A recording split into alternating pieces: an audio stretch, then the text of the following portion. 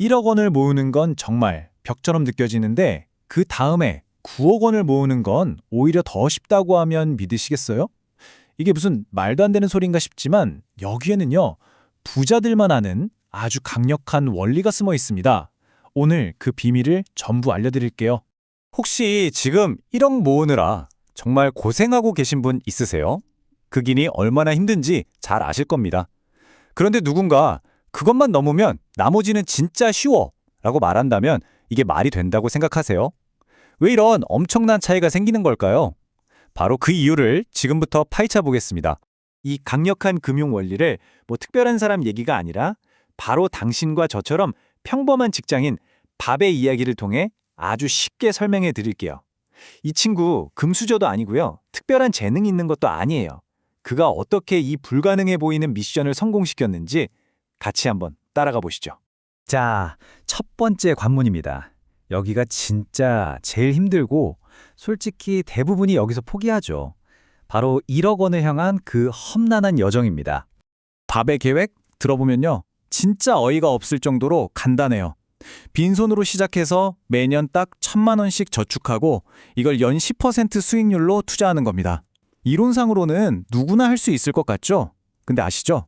진짜 어려운 건 이 단순한 걸 매년 꾸준히 해내는 거예요. 결과를 좀 보세요. 와, 진짜 속 터지게 느립니다. 5년 동안 진짜 허리띠 졸라매고 모아도 6천만 원을 겨우 넘어요. 이때 친구들은 막 새 차 뽑고 해외여행 사진 올리고 그러는데 정말 현타 오죠.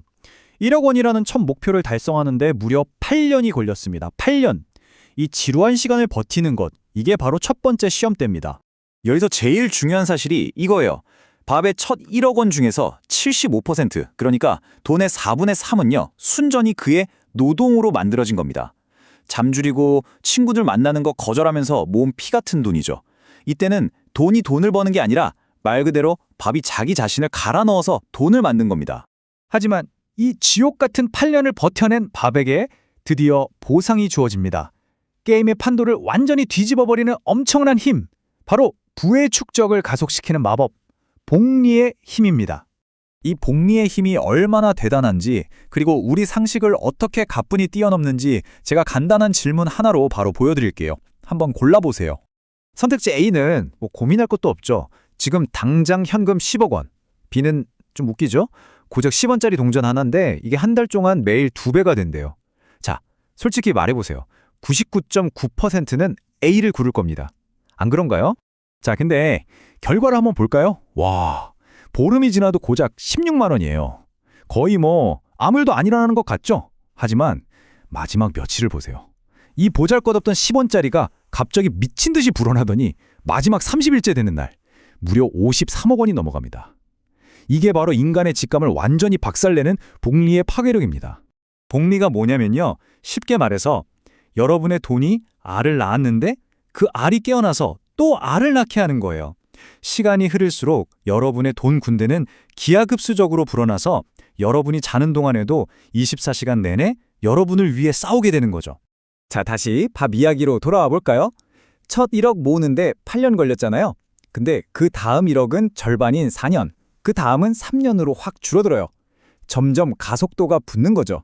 눈덩이가 굴러갈수록 거대해지는 것처럼요. 이게 바로 부의 진짜 비밀입니다. 그리고 마침내 10억을 딱 찍었을 때 모든 게 바뀝니다. 자산 구성을 보세요. 완전히 180도 뒤집혔죠. 이제 밥의 부를 만드는 건 밥의 노동이 아니에요. 바로 밥의 돈 그 자체입니다.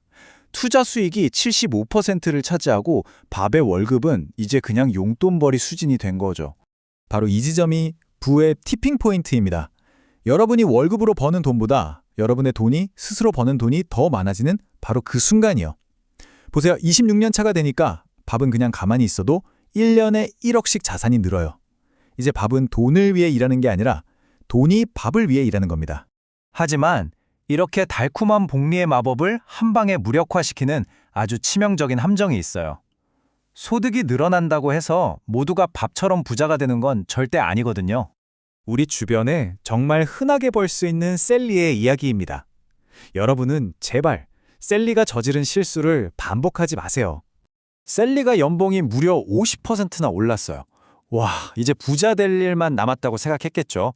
근데 문제가 뭐였을까요? 그녀의 씀씀이도 정확히 50%가 늘어난 거예요. 결국 통장 잔고는 똑같이 0원. 더 많이 벌게 됐지만 재정적으로는 단 한 걸음도 앞으로 나아가지 못한 거죠. 이게 바로 부자가 되려는 사람들을 계속 제자리에 머물게 만드는 무서운 라이프 스타일 인플레이션입니다. 더 좋은 차, 더 넓은 집, 더 비싼 옷. 어제의 사치가 오늘의 당연한 것이 되는 순간 여러분의 부자 되기 게임은 거기서 끝나는 겁니다. 이 말 정말 가슴에 새겨야 합니다.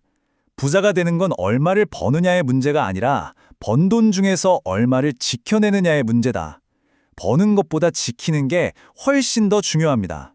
자, 그럼 이제 어떻게 해야 할까요? 어떻게 하면 우리는 셀리가 아니라 밥이 될 수 있을까요? 지금부터 여러분을 위한 아주 구체적인 실천 계획을 알려드릴게요. 부를 쌓는 길은 딱 3단계로 요약됩니다. 첫째, 나에게 먼저 월급을 줘라. 월급날 카드값 내고 쇼핑하기 전에 자동이체로 당신의 미래 계좌에 먼저 돈을 보내세요. 둘째, 고금리 빚부터 없애라. 빚, 특히 카드론 같은 건요, 당신에게 불리하게 작용하는 복리, 즉 당신의 돈을 갉아먹는 적입니다. 마지막으로 부자의 마인드를 가져라. 이 길은 단거리 경주가 아니라 마라톤이에요. 가장 중요한 건 지식이 아니라 포기하지 않는 멘탈입니다. 기억하세요. 처음에는 정말 티도 안 나는 작은 행동. 예를 들면 매달 커피 몇 잔 값을 아껴서 투자하는 그런 것들이요. 그 꾸준함이 복리라는 엔진을 만났을 때 상상도 못할 만큼 거대한 눈덩이가 되어서 여러분의 인생을 바꿔놓을 겁니다. 자, 이제 여러분 차례입니다. 이 이야기가 끝나면 뭘 하시겠어요? 뭐 거창한 계획 세우라는 게 아닙니다. 당신의 미래를 위해서 오늘, 아니 지금 당장 시작할 수 있는 아주 작고 사소한 행동 단 한 가지만 정해보세요. 그리고 실행하세요. 오늘 이 이야기가 여러분을 어제보다 조금이라도 더 나은 사람으로 만들었으면 좋겠습니다. 함께 어제보다 더 나은 우리가 됩시다.